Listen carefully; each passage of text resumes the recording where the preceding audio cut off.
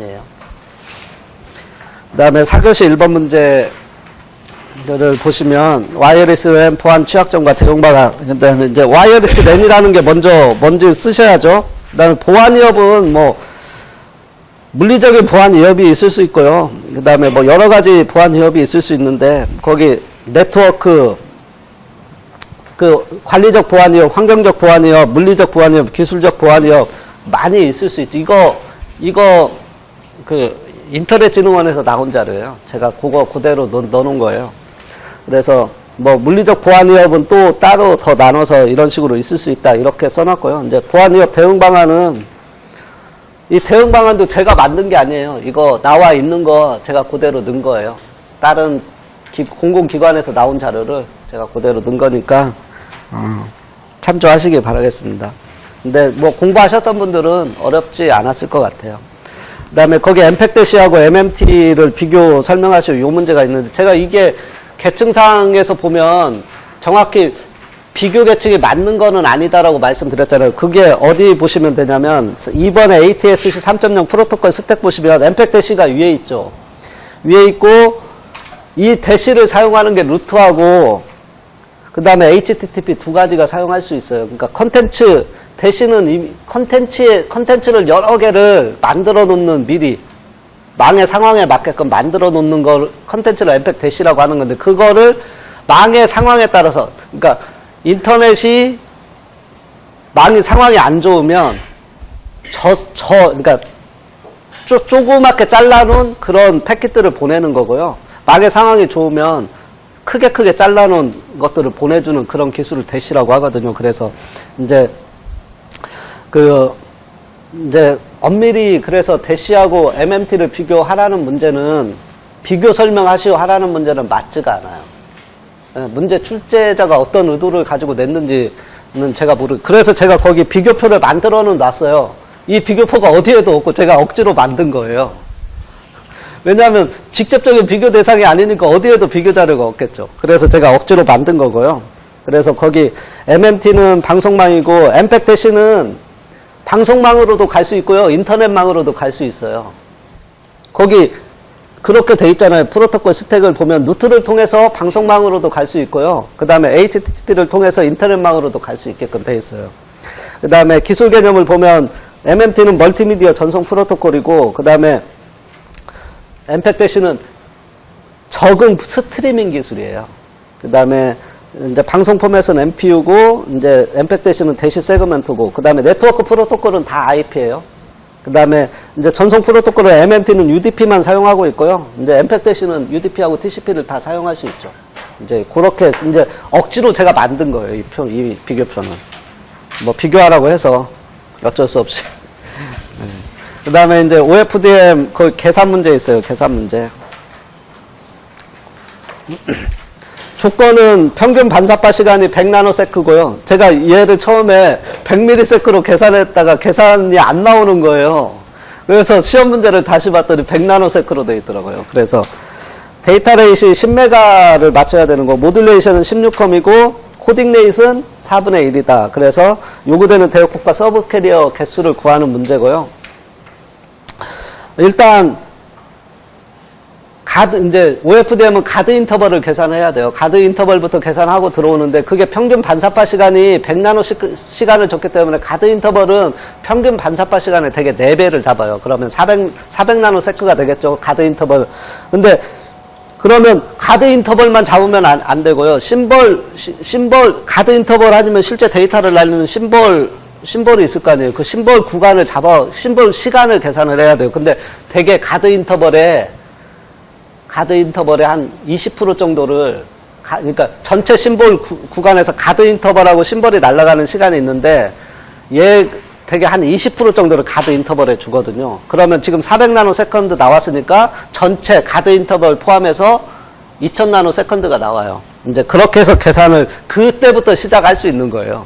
이제 그거를 이렇게 내가 잡아놓고 가정이 이미 들어가는 거죠. 그래서 조건이 제가 명확하지 않다라고 하는 게 가드 인터벌을 몇 프로를 잡는다고 하든지 가드 인터벌은 평균 반사파 시간을 몇 프로를 잡으라고 하든지 이런 식으로 조건을 더 줬어야 돼요. 근데 이거를 게스에서 내가 해야 되잖아요. 계략적으로 그렇게 한다라는 거지 꼭 그렇게 정해져 있는 건 아니거든요. 그래서 답이 하나가 될 수도 있고 여러 개가 될 수도 있어요. 이게 푸는 방식이 맞냐 틀리냐만 보겠다는 거예요. 이렇게 하면. 왜냐하면 명확하게 답이 정해져 있지 않기 때문에. 왜냐하면 조건을 더 명확하게 줬으면 답이 딱 맞아 떨어지는데 조건 자체가 일단 딱 평균 반사파 시간하고 변조 방식하고 코딩 네임만 줬잖아요. 근데 나머지를 가지고 다 계산을 해 들어가야 되는데 나머지는 제가 그럼 하드 인터벌은 보통 4배 잡으니까 이렇게 이야기 하잖아요. 그럼 보통 5배 잡으면 어떨까요? 5배 잡아서 내가 계산했으면 어떻게 할 건데요. 그렇다고 해서 틀렸다고 볼 수 없다는 거예요. 제가 보기에는. 그래서 명확하게 답이 정해진 문제가 아니라는 거죠. 진짜 그거를 유념해서 보시길 바라고요. 그래서 거기 이제 심볼 두레이션은 2000 나노 세컨드가 나오고 서브 캐리어 전송 속도는 심볼 두레이션의 역수기 때문에 500km SPS가 나와요. 심볼 퍼 세컨드가 나오고요. 이제 심볼 속도를 비트로 환산하면 16함은 한꺼번에 4비트씩 전송하는 거죠. 근데 코딩 레이스 4분의 1을 줬다는 거예요. 4분의 1을 줬다라는 건 뭐냐면요. 3비트가 리던던시 비트라는 거죠. 그럼 1비트만 정보라는 거니까 4분의 1로 곱해줘야 돼요. 그러니까 4비트, 16함은 4비트를 보내고 코딩 레이스는 그 중에서 1비트만 전송이니까 결론은 1비트 1 나와요. 1. 그러니까 얘는 있으나 마나한 조건이고요. 뭐 있으나 마나한 조건은 아니죠. 근데 하여튼 곱하면 1이 나오죠. 그래서 500kbps 서브 캐리어당 보낼 수 있는 심볼은 초당 500kg가 나와요. 그래서 이제 이거를 가지고 110메가를 전송하기 위해서는 어떻게 500kbps를 10메가로 나누면 되죠. 10메가를 500kbps로 나누면 서브 캐리어 수는 20개가 나오고요. 그래서 그 10메가를 전송하기 위해서 요구되는 20개를 가지고 이제 625kg씩 떨어진 게 계산을 하면 나오거든요. 그래서 그거를 곱하면 12.5메가의 전체 대역폭이 필요하다. 이렇게 계산한 거예요. 그 다음에 문제 4번을 보시면, 이제 5G 듀얼 커넥티비티하고 캐리어 어그리게이션은 다 뭔지 아시죠? 캐리어 어그리게이션은 캐리어를 어그리게이션 하니까 기본적으로 뭐냐면 주파수가 다르죠? 주파수가 다르잖아요. 일단 그런 가정이 있고 그런 것들을 목적이 뭐예요? 캐리어 어그리게이션은 전송 속도를 향상시키는 데 목적이 있어요. 그러니까 데이터 속도를 높이려고 하는 거예요, 얘는. 그다음에 5G 듀얼 커넥티비티의 걔는 이제 원래 듀얼 커넥티비티가 나오려고 했던 거는 스몰셀의 성능 향상을 위해서 나온 거예요. 그러면 스몰셀의 성능 향상이라는 게 뭐예요? 간섭 제거. 간섭 제거를 하기 위해서 우리가 두 군데서부터 받거나 다른 셀에서 쏘는 거는 무조건 나한테는 간섭이잖아요. 그럴 바에는 얘를 같이 이용을 하자라는 개념이 듀얼 커넥티비티예요. 그래서 거기 3GPP 릴리지 12에서 처음 도입됐다고 돼 있죠. 그 다음에 그래서 거기 비교 자료를 보시면 듀얼 커넥티비티는 3GPP 릴리지 12 4G 캐리어 어그리게이션이 잘못됐어요. 3GPP 릴리지 12가 아니라 10이에요. 10. 그래서 듀얼 커넥티비티는 동일 주파수를 사용하는 거예요. 근데 캐리어 어그리게이션은 서로 다른 주파수를 사용한다라는 기본 개념이 있어요.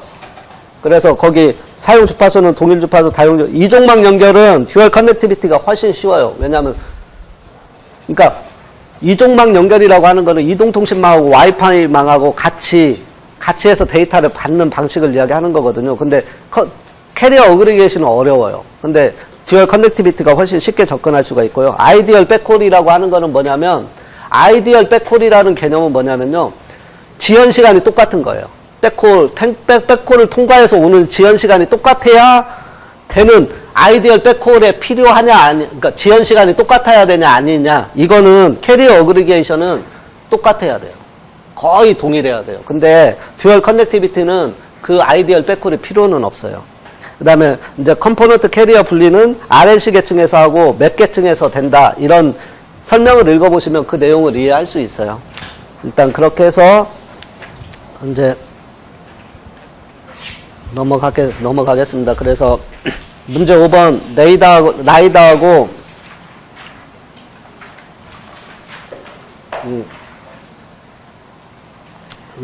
네이다 비교하는 문제. 라이다하고 네이다는 기본적으로 자율주행차를 위한 인식장치 중에 하나예요. 그러니까 인식장치 중에 하나고요. 그래서 자율주행차는 뭐 제가 심화반에서 여러 번 했고, 그리고 정규 이론반에도 자율주행차가 교재에 있어서 제가 뭐 했는데 이제 주로 네이다하고 라이다 자체를 비교해서 가르치진 않고, 네이다하고 라이다 이런 개념들이 있고, 이게 주로 이제 자율주행 자동차에서 인식장치로 사용된다, 이렇게까지는 가르쳐요. 근데 이제 좀 심화반에서는 라이다의 개념을 좀 더 편중해서 가르쳤죠. 근데 이제 비교하는 문제가 직접적으로 나와버렸어요. 그래서 결론은 뭐냐면, 라이다하고 네이다 둘 다 그러니까 뭐 전파냐 아니면 빛이냐.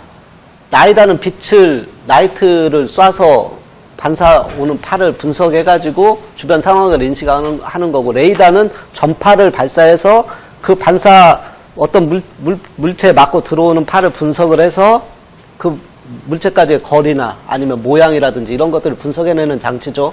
결론은 뭘 하려고 하는 거는 똑같아요. 똑같은데 이제 사용 파장이나 주파수는 다 다르죠. 빛이냐 전파냐의 차이니까 다 다르겠죠. 그 다음에 식별은 라이다는 맨눈으로 빛이니까 보인다는 거예요. 보인다는 거고, 전파는 안 보이죠. 그 다음에 거기가 그 분석 대상은 일단 맞고 전파는 파장이 길잖아요. 빛은 파장이 작잖아요. 그러니까 아주 작은 물체까지 맞고 돌아오기 때문에 감지가 가능한 거고요.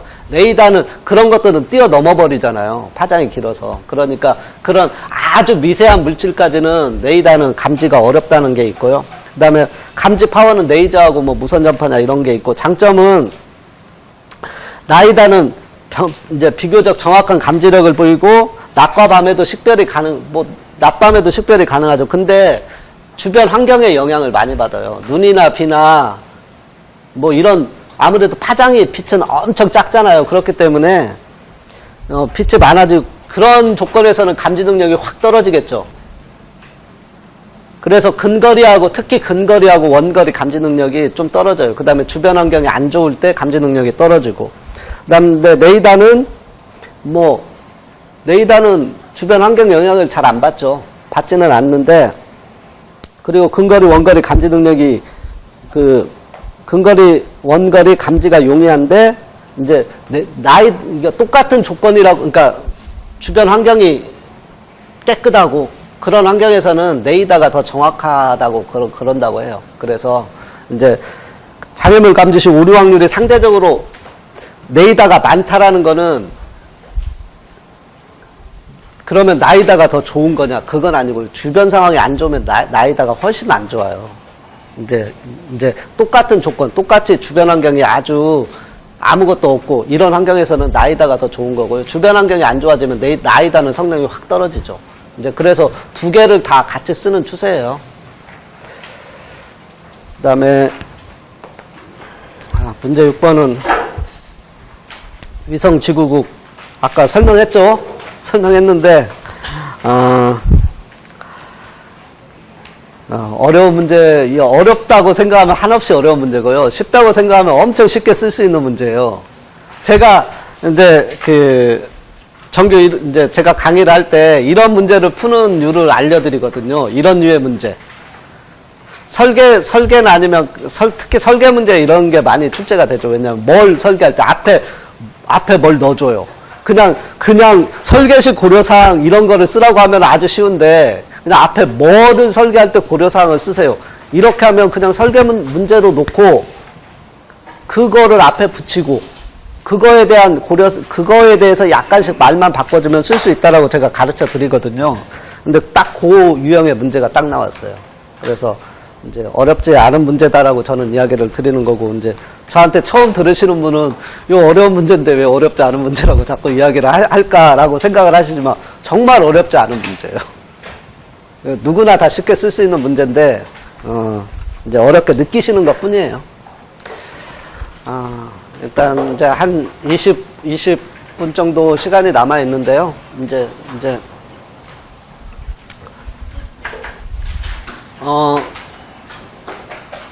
문제 풀이는 다 끝났어요. 근데 문제 풀이를 뭘 그렇게 수박 겉핥기로 훑고 넘어가요. 근데 시간이 안 돼요. 일단 시간이 안 돼서 제가 혹시라도 더 궁금하신 게 있으면 연락 주시면 제가 답변 드릴게요. 성실하게 답변 드리고, 제가 찾아놓은 기초 자료들이 있기 때문에, 정리해놓은 기초 자료들이 있기 때문에, 드리는 데는 어렵지 않아요. 다 제가 만든 자료이기 때문에, 그래서 이제 제가 한 20분이나 30분은 항상 남겨요. 이제 처음에 하든지 아니면 마지막에 하든지. 근데 처음에 제가 아무런 설명도 없이 계속 이야기만 드렸기 때문에, 이제, 저는, 이제 간단하게 제 소개를 드리면, 저는 이제 수도학원에서 강의를 오래 했어요. 오래 했고, 올해가 제가 2012년도부터 쭉 지금처럼 강의를 한 건 아니지만, 2012년도부터 했으니까 한 7년 차네요. 7년 차. 7년 차, 벌써 7년 차가 됐어요. 이제 토요일만 강의하고요.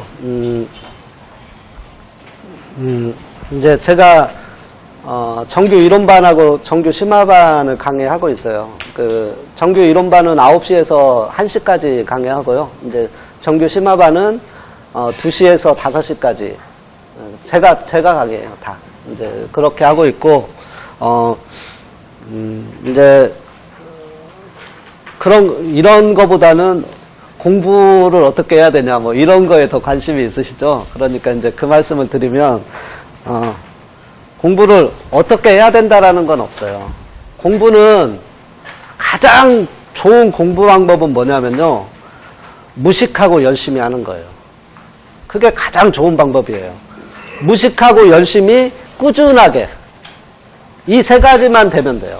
공부하는 다른 방법은 없어요. 공부는요, 무식하고 열심히 끈기를 가지고 꾸준히 해야 돼요. 했다 안 했다 하면요, 확 반감되죠. 한 달 전에 공부했던 게 생각이 안 나잖아요.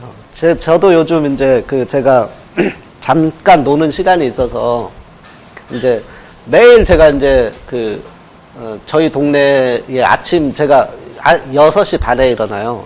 회사 다닐 때는 제가 5시 반에 일어나는데 이제 요즘은 이제 회사를 이제 감리가 얼마 전에 끝났어요. 제 연장이. 그래서 이제 집에 있는데 제가 6시 반에 일어나서 씻고 7시에 제가 집에서 정확히 출발해서 도서관 차 가지고 가면 5분이면 가요. 5분이면 가면 제가 7시 이제 잠깐 쉬고 커피도 한 잔 마시고 하다 보면 한 7시 20분, 30분 될 거 아니에요. 7시 반부터 정확하게 제가 5시까지 도서관에 있다가 와요. 점심시간 1시간 빼고. 제가 공부를 해요. 공부를 하는데 저보다는 열심히 하셔야죠, 여러분들이. 최소한. 근데, 그러니까, 물론 저는 이제 지금 놀고 있으니까 이제 그렇게 하는 건데, 이제 회사를 다니시고 하다 보면 아무래도, 공부하실 시간이, 이제 회사에 있는 시간이 있으니까. 그리고 회사라는 게 꼭 정해진 시간에 시작해서 정해진 시간에 끝나는 직업도 있지만 그렇지 않은 직업들도 있잖아요. 회식도 있고, 영업도 해야 되고, 그럴 상황이 또 있을 수 있고, 아니면 누구를 또 만나야 되고, 친구도 만나야 되고, 아니면 가족도 행사가 있고, 그러니까 다 처한 환경은 다 다르거든요. 다른 환경 속에서 자기가 처한 환경에서 최대한 무식하고 열심히 끈기를 가지고 하셔야 되는 시험이 이거예요, 이거. 그러니까 내가 학원에 오면 이제 그렇게 생각하시는 분들이 계세요. 오해하시는 거예요, 정말. 어느 학원이라도 다. 학원에 가면 나한테 많은 거를 주겠지. 학원에 가면 많은 거 안 줘요. 학원에 가면요, 여러분들이 기본적으로 시험에 접근하기 위한 기본 개념이나 아니면 공부하는 방법, 아니면 글을 쓰는 법, 이런 것들을 가르쳐 주는 거지, 여러분들한테 방법을 알려드리는 거예요. 근데 여러분들을 끌고 가서 물을 먹게 시험 문제를 알려주지는 않거든요. 시험 문제 알려줄 수도 없어요. 왜냐하면 시험 문제를 알아야 알려주죠. 모르는데 어떻게 알려줘요? 제가 알면 알려드리고 싶어요. 근데 저도 모르기 때문에 예측을 하는 거고, 이런 문제들이 나올 것 같아요. 라고 예측은 해드릴 수 있지만, 그게 안 나오거든요. 제가 이번에도 많은 문제를 예측은 했지만, 나온 거는 제가 10에서 15%? 저번 시험에는 엄청 많았어요. 근데 이번 시험에서는 예측률이 확 떨어졌어요. 그러니까 기술사 시험은 예측이 불가능한 시험이에요. 어느 시기에 나온다고 하면 많은 문제들이 나올 수도 있지만 예측했는데 빵프로가 나올 수도 있는 거죠.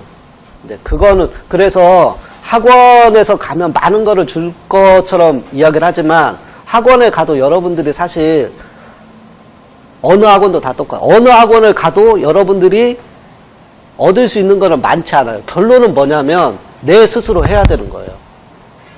어느 학원이든지 내 스스로 열심히 무식하게 꾸준히 공부를 해야만 되는 거예요. 어느 학원을 가든지 간에. 그 정도의 각오가 있으시면 어느 학원을 가도 돼요. 저한테 안 들으셔도 되고요. 어느 학원을 가도 합격하세요. 그런 분들은. 대부분 이제 그렇게 공부를 하시면 돼요. 이제 공부하는 다른 방법은 없어요. 이렇게 이야기하고 실제 강의를 들으러 오면 더 좋은 걸 알려주시는 거 아니에요? 아니에요. 제가 똑같이 말씀드려요. 똑같이 말씀드리고요. 근데 이제 무식하고 열심히, 그 다음에 꾸준하게 공부를 어떻게 하느냐. 그런 이제 조금의 그런 것들은 제가 알려드릴 수 있죠. 근데 일단 기본적인 원칙은 뭐가 돼야 되냐면 무식하고 열심히 꾸준하게 공부를 하셔야 된다라는 게 기본 원칙으로 가지고 가셔야 돼요. 열심히 안 하시는데 절대로 따라오지 않아요. 결과는. 열심히 하셔야 돼요. 열심히. 일단 그게 기본이고요. 그 다음에 이제 열심히 하시면 되는 시험이에요. 결론적으로.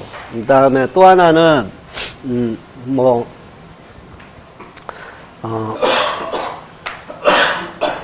이제 시험 경향이 많이 달라졌죠.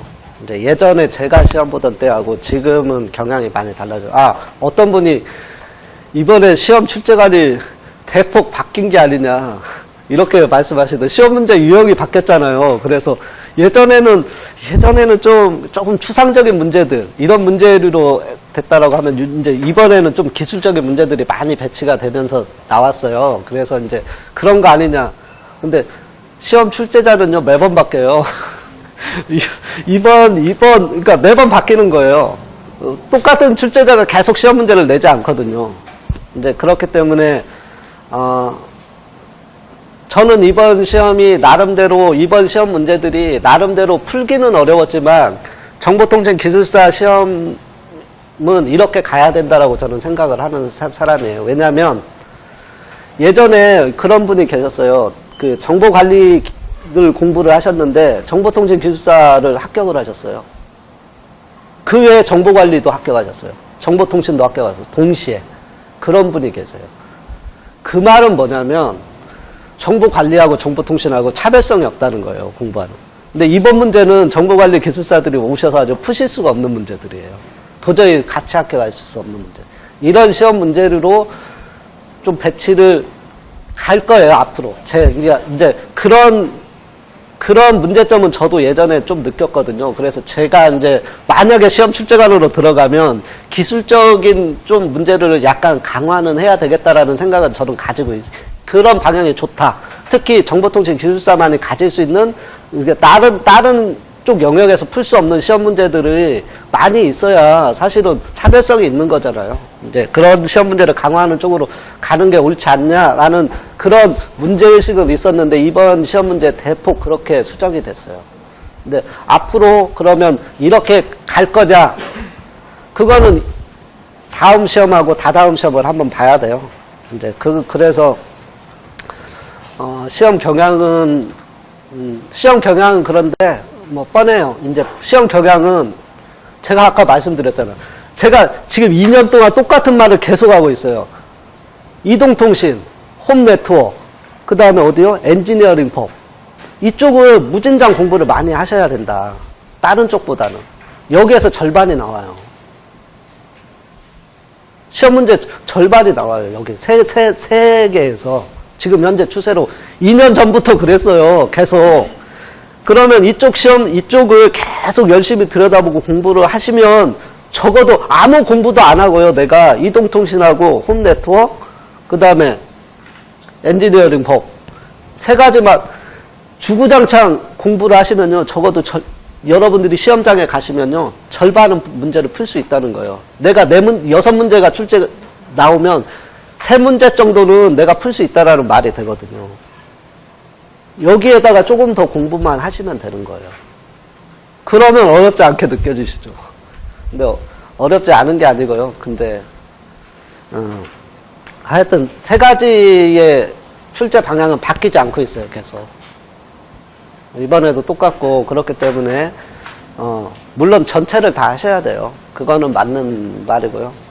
이제 출제 경향이라는 건 계속 바뀔 수가 있기 때문에 하셔야 되는데 아직까지는 출제 경향이 바뀌지는 않았어요. 제가 2년 전부터 계속 이야기하던 게 계속 시험 문제로 지금 나오고 있고 그런 경향으로 계속 가고 있고 그래서 저도 이제 이동통신하고 홈네트워크 엔지니어링 쪽에 주안점을 두고 계속 강의는 하고 있어요. 강의는 하고 있는데 아무래도 놓치는 부분이 있을 수밖에 없어요. 왜냐하면 전체 분야를 다루기는 힘들거든요. 그러니까 전체적인 개념을, 그러니까 혼자 스스로 공부할 수 있는 개념을 좀 잡아드리는데 주안점을 두고 하고 있어요. 일단 그리고 혹시 또 궁금하신 거 혹시 있으세요? 제가 너무 잘했나요? 너무 잘해서